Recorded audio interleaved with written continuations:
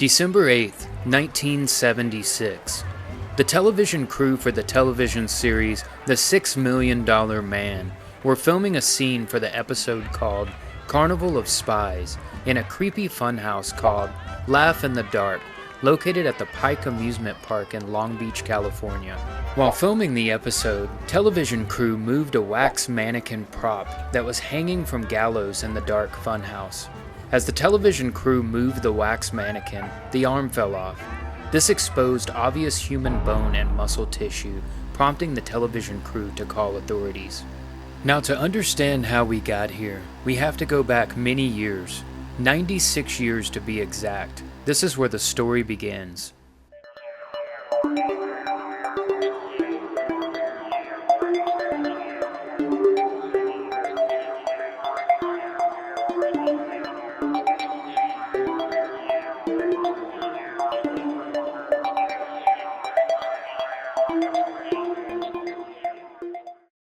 Elmer McCurdy was born on January 1st, 1880, in the town of Washington, Maine, United States. His mother was 17-year-old Sadie McCurdy.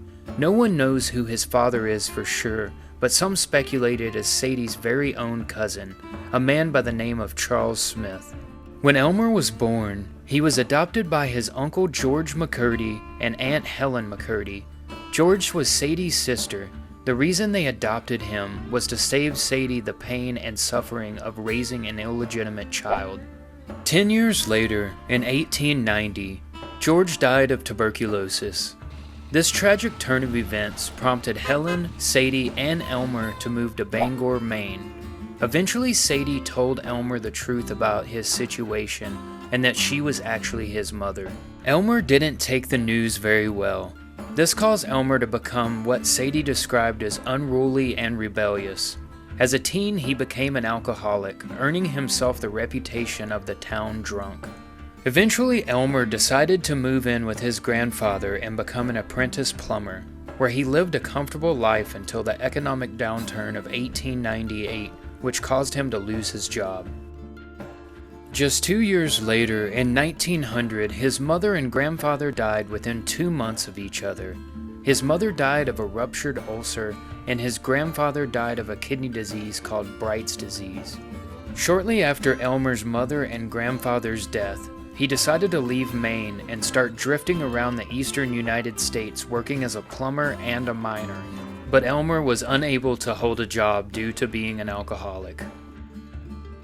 Elmer eventually made his way to Kansas in 1905 working as a plumber. That same year, still being an alcoholic, he was arrested for public intoxication. After this incident, he made another move to Webb City, Missouri. In 1907, Elmer decided to join the United States Army, where he was stationed in Fort Leavenworth in Kansas. He was trained on operating a machine gun, and this is where he also discovered and learned about nitroglycerin. After serving for 3 years, he was honorably discharged for unknown reasons in November of 1910. Elmer then made his way to St. Joseph, Kansas, and met up with an old Army buddy. On November 19, 1910, Elmer and his Army buddy were arrested because they were in possession of burglary paraphernalia. This included hacksaws, chisels, money stacks, gunpowder, and even a funnel for nitroglycerin. While on trial, Elmer explained to the jury that he and his Army buddy were inventing a new foot-operated machine gun, and that's why they needed the materials. The jury bought the claim, and in January 1911, Elmer and his buddy were found not guilty. Upon Elmer's release from jail, he embarked on a full-time career of robbery. This is where his true life of crime began. Elmer decided to use his nitroglycerin training in his robberies. He thought this would be a good idea to target banks and trains because of his experience in the Army. But having minimal training in his limited time in the Army, he wasn't very good at it. In March of 1911, Elmer and 3 other men decided to rob an Iron Mountain, Missouri Pacific train. Elmer had heard one of the cars contained a safe with $4,000, which is equivalent to around $132,000 in 2024 if you calculate for inflation. The men were successful in stopping the train and locating the safe. This is where Elmer thought he would shine. He would use his nitroglycerin education he learned from the army and blow the safe door open. But due to his lack of knowledge, he put too much nitroglycerin on the safe door, causing a giant blast, destroying the majority of the safe and most of the money. Even though the men weren't able to salvage all the money, they still didn't go away empty-handed. They were able to make it away with at least $100 to $500 in silver coins that were fused and melted to the safe's frame. This would be equivalent to $3,300 to over $16,000 in 2024 if you calculate for inflation, so the robbery wasn't a total loss. Then on September 21st, 1911, Elmer and two other men made their way to Chautauqua, Kansas and attempted to rob a bank called the Citizen Bank. The men spent several hours attempting to break through the bank wall with a hammer. Once they were successful, Elmer put a nitroglycerin charge on the bank's outer vault. Once ignited, the blast destroyed the vault door and the bank's interior, but didn't harm the safe that was inside the vault. Then Elmer attempted to blow off the safe's door. He put a nitroglycerin charge on the door, but it failed to ignite. Getting spooked because of the loud explosion alerting the town, the men decided to run away, grabbing $150 in silver coins that were in a tray right outside the safe. After they fled, the men decided to hop on a train that took them to the border of Kansas and Oklahoma. The men then split up, and Elmer went to stay with his friend named Charles Rivard on his ranch. The ranch was located near Bartlesville, Oklahoma. Elmer then stayed in Charlie's hay shed, drinking heavily for a few weeks. Then on October 4th, 1911, Elmer and other men decided to rob a Katy train near Okessa, Oklahoma. The train held just over $400,000 in cash for a royalty payment to the Osage Nation, which would be worth just over $13 million in 2024. But the men made a mistake on the departure and arrival times and accidentally stopped the wrong train. It was a regular passenger train. They managed to get away with minimal loot. They stole $46, 2 demijohns of whiskey, a revolver, a coat, and a watch. A local newspaper called it one of the smallest in the history of train robberies. Elmer, being disappointed in the robbery, made his way back to Charlie's ranch to hide out. At this time, he had become ill with tuberculosis from working mines in the past. He stayed up the night of October 6, 1911, drinking whiskey he had stolen with some ranch hands. But little did Elmer know, he was now a wanted man with a $2,000 reward for capture on his head. While he was sleeping, 3 deputy sheriffs, brothers Bob and Stringer Fenton, and a man named Dick Wallace tracked Elmer to a hay shed he was sleeping in using bloodhounds. They hid outside the shed until morning. The next morning, Elmer saw the men outside of the shed and started to fire his gun at them. This prompted the group of men to return fire, killing Elmer with a gunshot wound to the chest. On October 8, 1911, an interview with Sheriff Bob Fenton was featured in the Daily Examiner, where he gave this account. It began just about 7 o'clock. We were standing around waiting for him to come out when the first shot was fired at me. It missed me, and he then turned his attention to my brother, Stringer Fenton. He shot 3 times at Stringer, and when my brother got under cover, he turned his attention to Dick Wallace. He kept shooting at all of us for about an hour. We fired back every time we could. We do not know who killed him. On the trail we found one of the jugs of whiskey which was taken from the train. It was about empty. He was pretty drunk when he rode up to the ranch last night. Elmer's body was taken to a funeral home in Pawhuska, Oklahoma. It was then embalmed by undertaker Joseph L. Johnson with an arsenic-based preservative, which was common for the time period to preserve the body for a long period of time when no next of kin was known. Elmer was then placed in the back of the funeral home and went unclaimed. Joseph L. Johnson refused to bury or release the body until he was paid. After some time, Johnson decided to put Elmer on display to make money. He dressed Elmer's corpse, put a rifle in his hands, and placed the body in the corner of his funeral home. Johnson would then charge a nickel to see the body. Johnson called him the bandit that wouldn't give up, and sometimes known as the mystery man of many aliases, the Oklahoma outlaw, and the embalmed bandit. Carnival promoters, among others, then noticed how popular the attraction had become and made Johnson several offers for Elmer's corpse, but Johnson refused to sell. In 1916, a man claiming to be named Aver and a long-lost brother of Elmer contacted the Osage County Sheriff and a local attorney. He was working with them to retrieve his long-lost brother's body so he could give Elmer a proper burial in San Francisco. After he was granted approval, he reached out to Johnson on October 6, 1916, to let him know he was Elmer's brother and that he had gotten approval to retrieve Elmer's body. The next day, on October 7, 1916, the man claiming to be Aver and a man claiming to be Wayne, another one of Elmer's long-lost brothers, showed up to the funeral home to claim Elmer's body. Johnson released Elmer's corpse to them, and they were supposedly putting it on a train to San Francisco.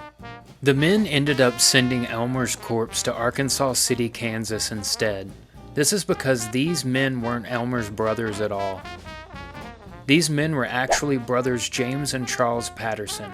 James Patterson actually owned a traveling carnival called Great Patterson Carnival Shows. The two concocted the whole scheme to pose as Elmer's brothers when they heard of the success of the embalmed bandit exhibit at the funeral home. They wanted to claim Elmer's corpse to put it in James's traveling carnival, so that's what they did, and it worked. Elmer's corpse was featured in an attraction called The Outlaw Who Would Never Be Captured Alive at the traveling carnival until 1922, when James sold his operation to a man named Louis Sonny. Sonny ran a traveling museum of crime. The museum usually featured wax replicas of famous outlaws. Elmer was his first real corpse addition. After about a 6-year run, Sonny passed the corpse on to an official sideshow accompanied by the Trans-American Foot Race, but still owned it. Then in 1933, director Dwayne Esper had acquired the corpse from Sonny to promote his film called Narcotic. By this time, the body had become completely mummified. The body had shrunk and the skin had become hard and shriveled. Esper placed the corpse in the lobby of theaters, claiming it was his dead dope friend. He said it was a friend that unalived himself while surrounded by police after robbing a drugstore to support his habit. He explained the hard shriveled skin was due to his friend's drug abuse. Fast forward to 1949, Louis Sonny, who owned the Museum of Crime, and Elmer McCurdy's corpse passes away. After his passing, Elmer's corpse gets put into storage in a Los Angeles warehouse. 15 years later, in 1964, Louis Sonny's son, Dan Sonny, had inherited all of Louis's belongings. He is now in control of Elmer's corpse, and he ends up lending it to filmmaker David F. Friedman for the filming of the movie She-Freak, which debuted in 1967. Elmer's corpse made a brief appearance in the film. In 1968, Dan Sonny sold Elmer's corpse along with other wax figures to Spoonie Singh for $10,000. Spoonie owned the Hollywood Wax Museum and was acquiring Elmer's corpse and other wax figures for 2 Canadian men. The Canadian men exhibited them at a show at Mount Rushmore. While at Mount Rushmore, Elmer's corpse sustained some damage. Tips of his ears, fingers, and toes were literally blown off in a windstorm. This paints the picture of the condition of Elmer's corpse at the time. The men returned Elmer's corpse to Singh. He decided it was too gruesome. He also said it wasn't lifelike enough to exhibit. Singh decided to sell Elmer's corpse to a man named Ed Lirschk. Ed was part owner of an amusement park by the name of the Pike, located in Long Beach, California. No real record on what Ed planned on doing with Elmer's corpse, but by 1976 the corpse was hanging in a dark funhouse exhibit called Laugh in the Dark in the Pike amusement park, being used as a prop. This is where on December 8, 1976, there was a scene being filmed for the television series The $6 Million Man. The episode was called Carnival of Spies, and the television crew for the television series ended up moving Elmer's corpse, thinking it was a wax mannequin. This caused the arm to fall off, exposing obvious human bone and muscle tissue. The police were called immediately, and Elmer's corpse was taken to the Los Angeles coroner's office to launch an investigation.